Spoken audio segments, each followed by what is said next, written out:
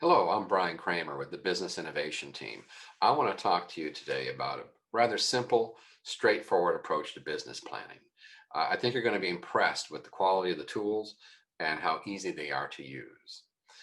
First, a little bit about myself. I started doing business planning back in the 90s with IBM, and I have built more business plans, more financial plans than I can possibly count. Having said that, I can tell you with complete certainty that every single one of the plans I put together were wrong. Let that sink in. Yeah, because you start out knowing what you know, you build the plan. Okay, this is what we're going to try to get down to. Uh-oh, what have we learned? What things did we forget? What new information has come about? So it's important to have tools that are easy to modify.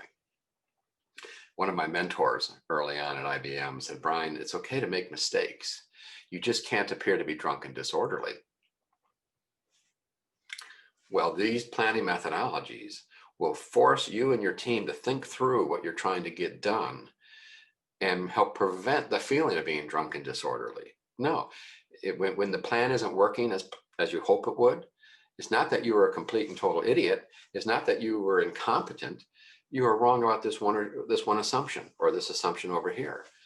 And you tweak those assumptions and get back on course. And you're going to see how easy it is with these tools to make that happen.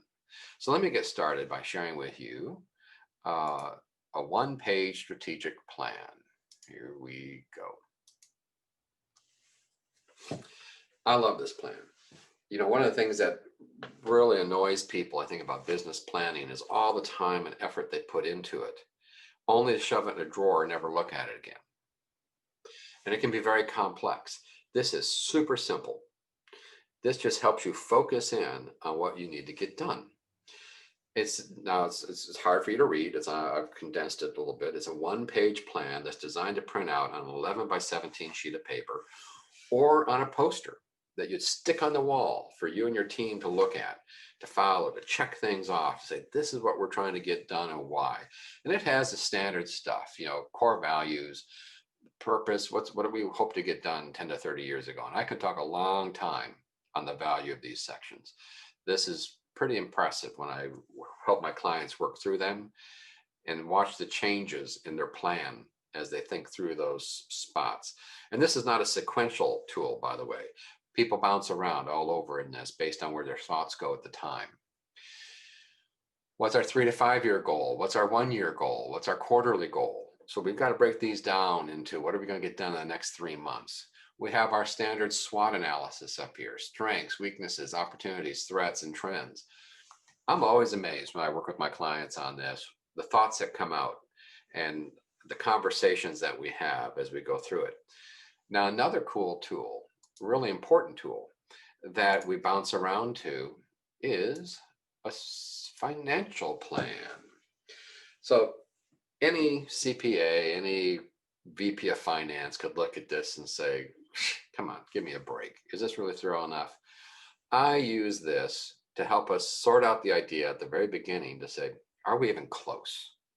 What's our margin of error, you know, in our financial thinking? We can add insurance costs. We can do all sorts of things. And with this particular client, we're rolling out 4 new services. And these are the approximate prices and how much are they going to sell per week? What's the rate per event times per week, multiplied by 4 down here. And long story short, we're looking at hopefully, by April, they'll have a $19,000 a month cash flow from these new services. Fine, but what's it going to cost to get there? Workshop, branding, website, a retainer for the marketing services, hosting, consulting services for whatever volume of work they need, taxes, number of employees, when they come on to show cash flow. So as you use this tool, you go back and forth between this and this. Oh, come on, share it. You can do it. There we go. So you say, well, we were thinking this, but now it's looking more like that. And as we put the numbers together in that plan, now we're starting to populate a 1 year goal, quarterly goals, because that tool just lays it out there for you. The tool could also say, stop, don't do it. One of my favorite sayings is it's better to kill a project early than to take a bad idea and drive it to completion. If it's a bad idea, if the math isn't going to add up, if things aren't flushing out right, kill it. Don't do it. You don't, they asked me to put together a course one time at IBM on how to get a new idea through the business. And I said, one of the first criteria is be prepared for people to tell you that your baby is ugly. Well, this will help you determine if your baby is ugly. Is the idea going to stand the test of time? So then from here, I like to work with a client to visually think through what are they trying to get done. And I use a tool, just a simple modeling tool that, I put ideas in these boxes, they flow in a sequence. Their goal is to be, Larson's Landscaping is going to be the well-known for being a high-end landscaper.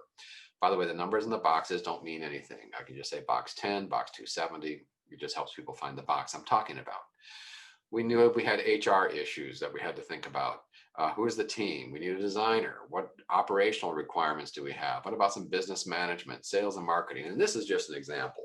This is not something that I've really hashed through with a client. The ones that I've really hashed through get much more involved. But people can see visually what's important to them. And they see how their ideas fit in the hierarchy of things. I may just be an HR person. That's all I worry about is HR, but I realize this has to be done first. So let's make sure this gets done first.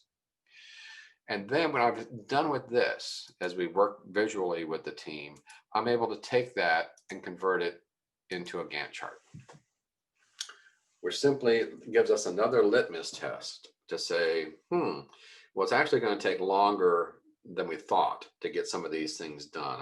I just initially thought 5 days, but now when I'm working with the team on this, they're saying, nah, that's going to be 2 weeks, whatever. And, you can easily use this tool to move things around, change different timing of events. And then what's most important is as you've adjusted some of these and you see what's more realistic for getting stuff done, I can then go back to this financial plan, make the changes here so I have a better idea for cash flow, a better idea for when the funds are going to be coming through and when they're not. And I can then also come back to this page and adjust financial projections and profit projections accordingly, as well as what's going to get done when. So I hope you found this to be useful and interesting to follow.